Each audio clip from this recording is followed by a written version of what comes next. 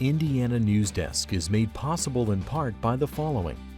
Indiana University's Center for Applied Cybersecurity Research, presenting Security Matters with tips for improving online security in 3 minutes or less. Main Source Bank, headquartered in Greensburg, Indiana, offering products and services to fit every stage of life. More information at mainsourcebank.com. Main Source, life needs a great bank. Member FDIC and equal housing lender. Smithville Communications, serving Southern Indiana with high-speed fiber gigabit internet. Smithville Fiber Gigabit Technology. Tap the power. And by WTIU members. Thank you. Coming up on Indiana News Desk. South Central Indiana is facing several barriers to economic growth, including a lack of high-skilled workers. It's like in most rural areas, it's a numbers game. Do you have the number of qualified workers that they need, or can you exhibit that you can train those workers? And let's be honest, that I don't think it's really an initiative that anybody's got their arms around. We'll discuss local officials' plans to fill in the gaps and boost the region's economy. Educators are seeking ways to get parents more involved. It's a tripod effect. It's myself, all of my parents involved, and all the students. We're working together to ensure our students are successful. We explain what's holding students and their parents back. And it's been more than 25 years since an Indiana University professor made a major medical breakthrough. These stories and a look at this week's headlines right now on Indiana News Desk.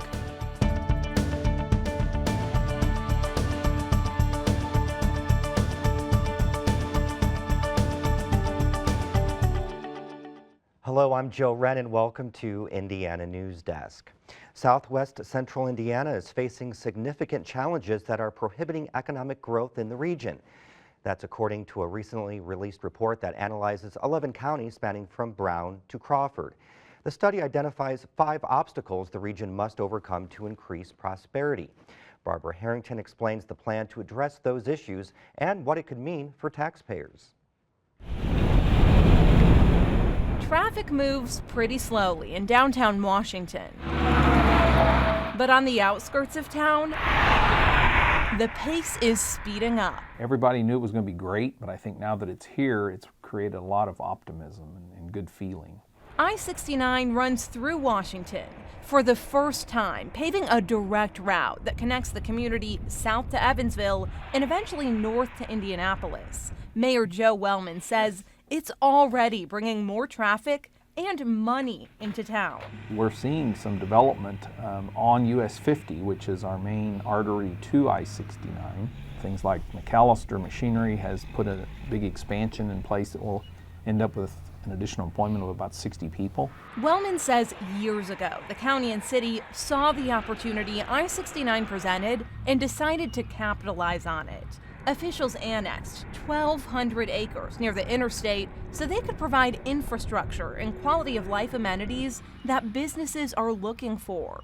And they recently completed a new water tower that will provide enough volume and pressure for anyone wishing to move in along the newly developed corridor.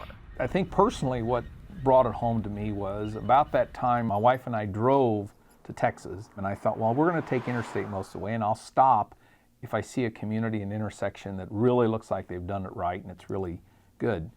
And unfortunately, I didn't really find any. I saw a lot of places that, had a building or two pop up.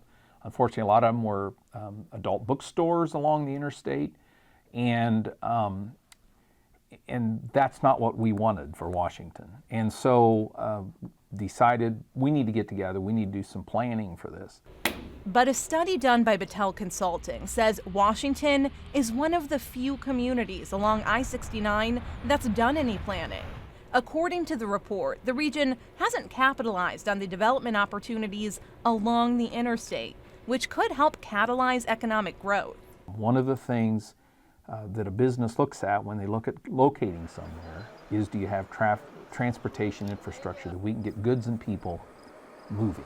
In order for businesses to move in, the land needs to be shovel-ready. That's a challenge many communities are trying to work through after former Governor Mitch Daniels expedited construction of I-69. A lot of communities and the politician in those communities, they don't really address an issue till it's a very visible need that they have.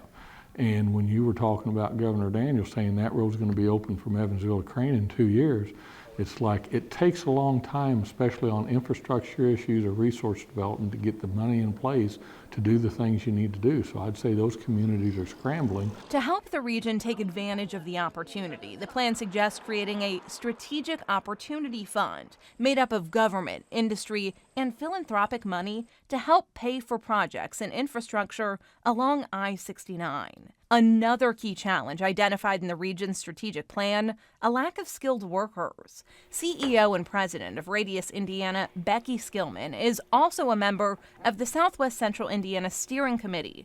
She visited the 11 counties included in the report and heard the same complaint over and over.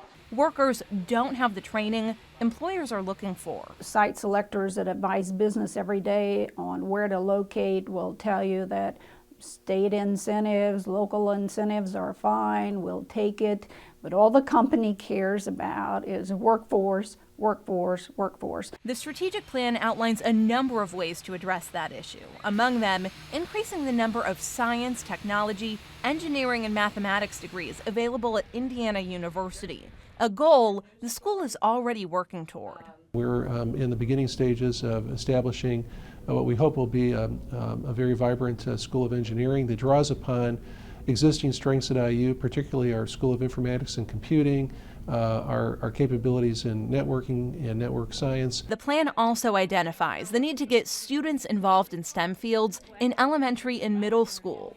And it suggests there should be a shift in the classroom that gives students more exposure to skills training that aligns with modern jobs. We see that we need more professional development for our school counselors. We certainly need more experiential learning opportunities for our students. And we need more technical programs that actually line up with the needs of the major employers in our region. The steering committee's next step is to try and figure out how to implement and fund all of the goals outlined in the strategic plan.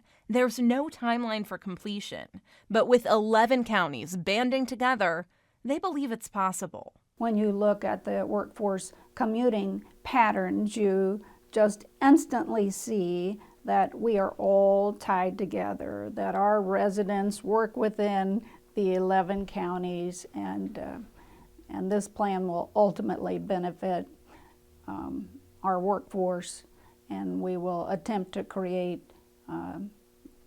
the jobs of the future.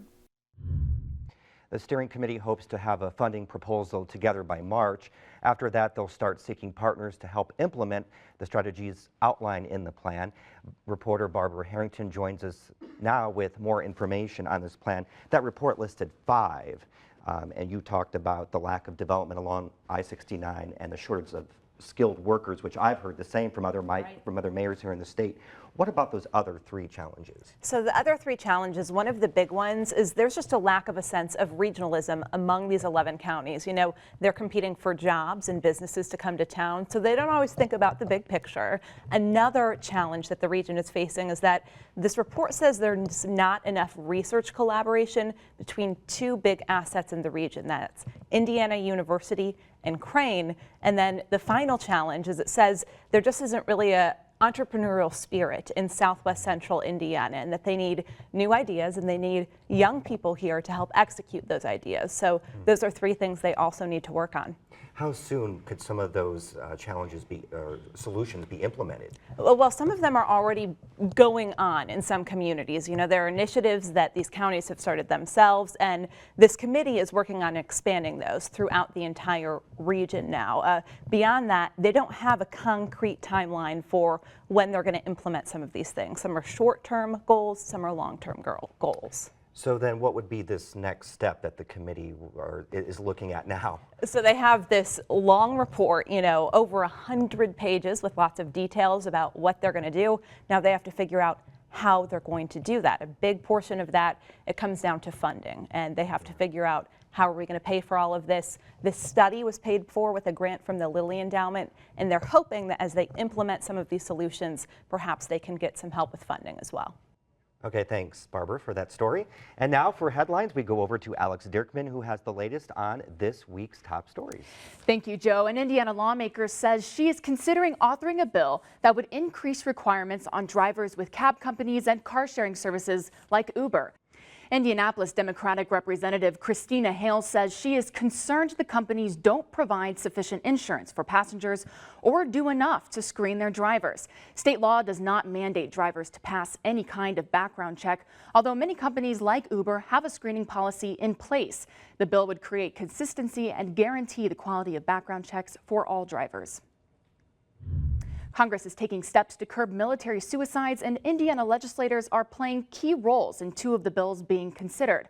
Representative Jackie Walorski is co-sponsoring a bill that would require a third-party evaluation of suicide prevention programs within the Department of Defense and the Department of Veterans Affairs. The House of Representatives passed that bill this week, and Senator Joe Donnelly is authoring a separate bill that would require an annual mental health assessment for all service members.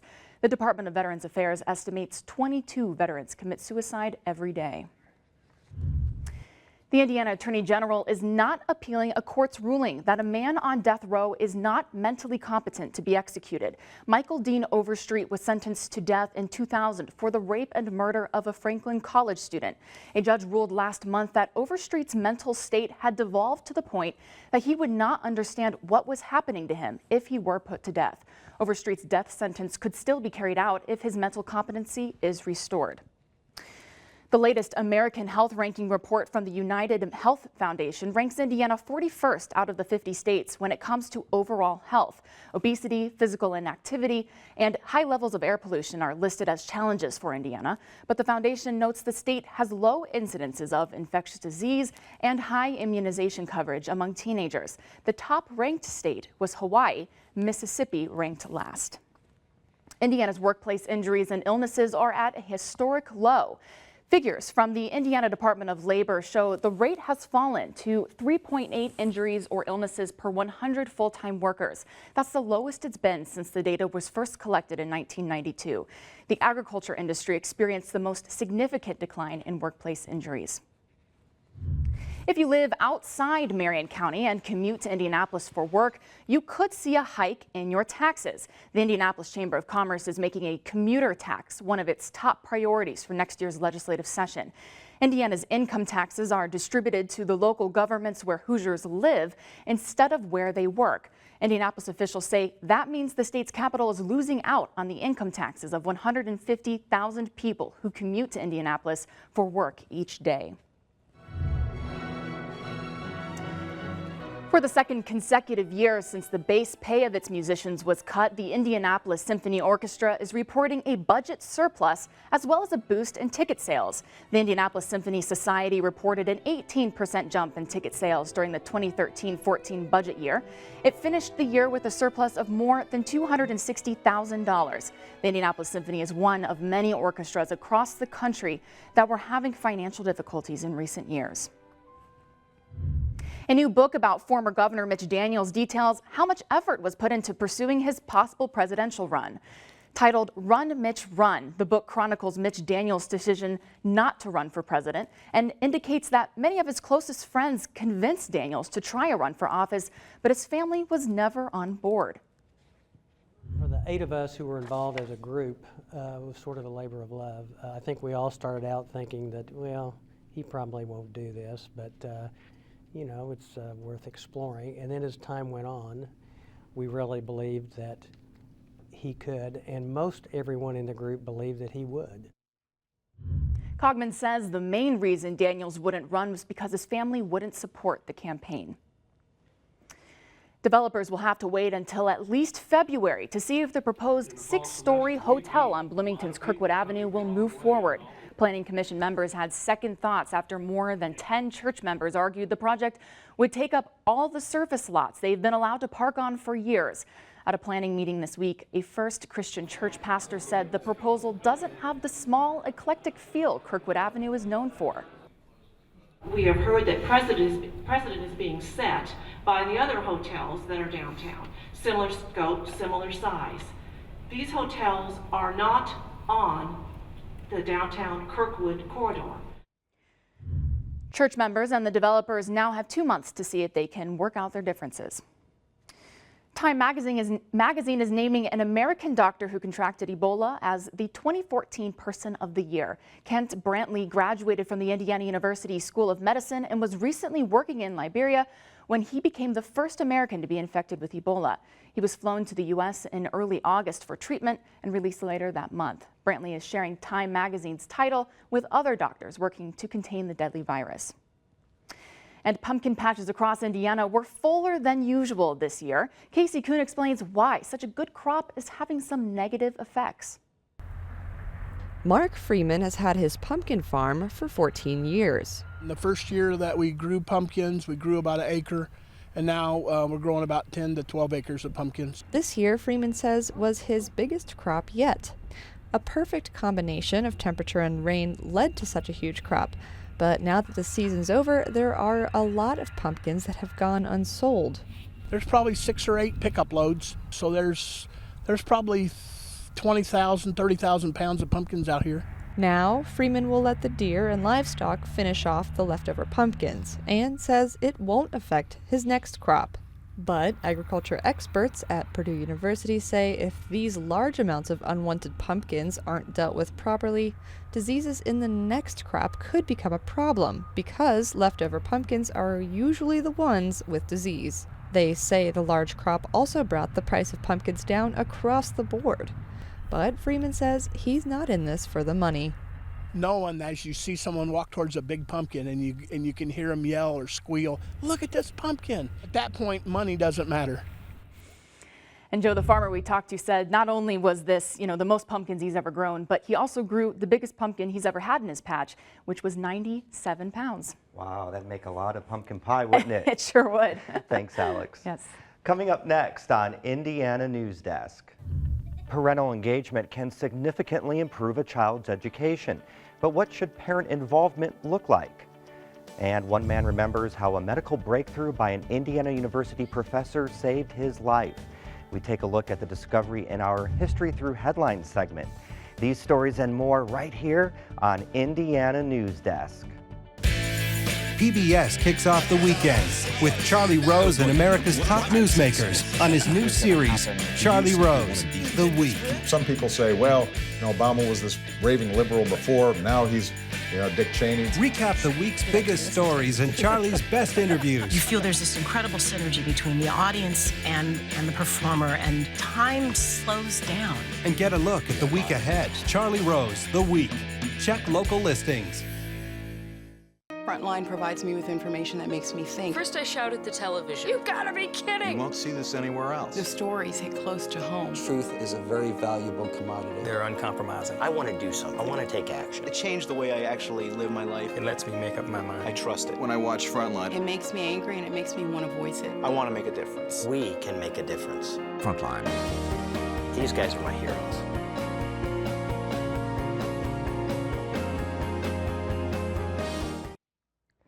Welcome back to Indiana Newsdesk. I'm Joe Wren. Indiana is in the midst of a transition year when it comes to education. New academic standards, a new I-STEP test, and a new pre-K pilot program. All these changes mean kids are facing a host of new challenges. To overcome those, experts agree parents need to be more involved in students' learning. But that's easier said than done, and there isn't a new set formula on how parents should get involved. State Impact Indiana education reporter Claire McInerney takes us to one school district where educators say they found a model that works. Kindergarten through second graders and their families are trickling into the lunchroom of Edgewood Primary School in Ellettsville. Parents are here for a family involvement night. The event is a literacy-based craft night, and students are signing up for which teacher they want to read them a book. Down the hall in her office, Jill Ferguson is the one who set up this event.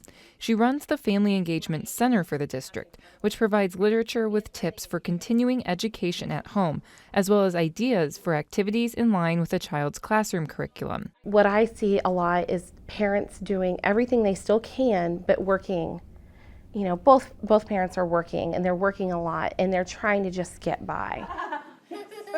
In a nearby classroom, kindergartner Gage Meza listens to his teacher Alyssa Drews read Don't Let the Pigeon Drive the Bus. Drews doesn't just read the book, she engages the kids. Sitting behind the children are the parents, including Gage's mom, Brittany McKee. We try to read books. That's a big thing in our house, is they get to pick out a book each night, so then we get to read it and then we get to go over it at the end. A technique she's picked up from participating in family events at the school. Drew says the Meza family is a good example of positive parent engagement because they don't just participate in events like tonight's activity, they continue what happens in school at home. It's a tripod effect. It's myself, all of my parents involved, and all of the students. We're working together to ensure our students are successful. And when one of that tripod is not working, it's going to fall over. And educators everywhere are trying to keep this tripod upright. Researchers at Stanford recently released a study that outlines a program where parents received a text message prompting them to engage their child in a literacy activity. And it worked. Parents who got the texts spent up to 13% more time engaging their children in reading activities. Parental engagement is also a requirement of the state's preschool pilot, which is launching in 4 counties in January. The family involvement component will be one part of the pilot that the state evaluates before considering expanding statewide. Although the law mandates a parental engagement component, it doesn't specify what that should be, so it will look different in each county. It could resemble what's happening in Drew's classroom, which looks like a performance. Parents sitting in the audience and Drews, the star performer, showcasing her talents. She says these kinds of events are vital for both students and parents, especially at the beginning of a child's school career. And we take it really seriously that it's our job not only to hook kids in and just make them find a love for school and reading, but also to help teach those parents, to help them understand what they can do at home to also help their students become effective students and stronger readers and stronger math students. And Drew says this kind of engagement early on will prepare children to be lifelong learners. In addition to the Stanford study, many other research organizations have studied the effects of parental involvement over a child's life. The studies suggest a child with engaged parents, regardless of other factors, get better grades and are more likely to graduate and attend college. And now we take a look back at what was making the news in our History Through Headlines segment. It was June 1987. Ronald Reagan was in his second term as president. Ben & Jerry's introduced their Cherry Garcia flavor. The #1 single was I Want to Dance with Somebody by Whitney Houston. And a major breakthrough was made in the treatment of testicular cancer.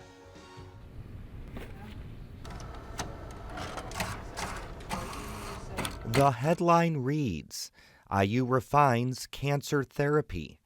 The improvements built upon IU oncology professor and researcher Dr. Lawrence Einhorn's revolutionary treatment from September of 1974. That month, 23-year-old John Cleland sat in Dr. Einhorn's office and received grim news about his testicular cancer. He thought he was in remission, but the cancer returned and spread to his lungs. Dr. Einhorn called me into his office and told me at that time he didn't think there was much more that he could do. However, waiting a couple minutes, he did offer me a chance at a brand new chemotherapy then. Cleland was the first successful patient to try the experimental new treatment. Since then, Dr. Einhorn has gone on to treat countless people, including famous cyclist Lance Armstrong. Since completing the treatment, Cleland says he's embraced life. I appreciate each and every day. It's been 40 years, and 40 years has gone very fast. He retired 3 years ago and now spends much of his time on his hobby of collecting milk bottles from around Indiana. This here, actually I've got like 4 of them. Dr. Einhorn was honored for his testicular cancer cure this past October by the IU Simon Cancer Center. The celebration was held on the 40th anniversary of Cleland's official cure date. Fundraising efforts brought in $1 million in honor of Dr. Einhorn, $700,000 of which will be used to launch a new cancer survivor research program. The other $300,000 will be used to establish the Sidney and Lois Eskenazi Fellowship in Hematology and Oncology at the IU School of Medicine. And snowy owls are once again making their way into Indiana. The Arctic birds migrate into Indiana each year. In recent weeks, Hoosiers say they've seen several owls at the Indiana dunes, prompting bird watchers to head out and see if they can catch a glimpse of the white, snowy owl. I never thought I'd actually ever see a snowy owl because they're so northern and so rare. When I heard that they were showing up here, I had to come and check it out, definitely. There was an unusually large number of snowy owls spotted in the northern part of the U.S. last year. Biologists say this year won't be as extreme, but snowy owl sightings are already above average for the year. Snowy owls typically stick around Indiana until about February. I wonder if that lack of snow has anything to do with that or not. I don't know about that, but I do know if you want to see a snowy owl, you're going to have to go way north of Indianapolis. That's right.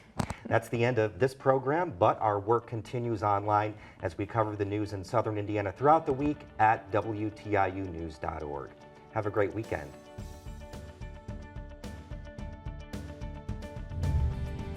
Indiana Newsdesk is made possible in part by the following. Indiana University's Center for Applied Cybersecurity Research, presenting Security Matters, with tips for improving online security in 3 minutes or less. Main Source Bank, headquartered in Greensburg, Indiana, offering products and services to fit every stage of life. More information at mainsourcebank.com. Main Source, life needs a great bank. Member FDIC and equal housing lender. Smithville Communications, serving southern Indiana with high-speed fiber gigabit internet. Smithville Fiber Gigabit Technology.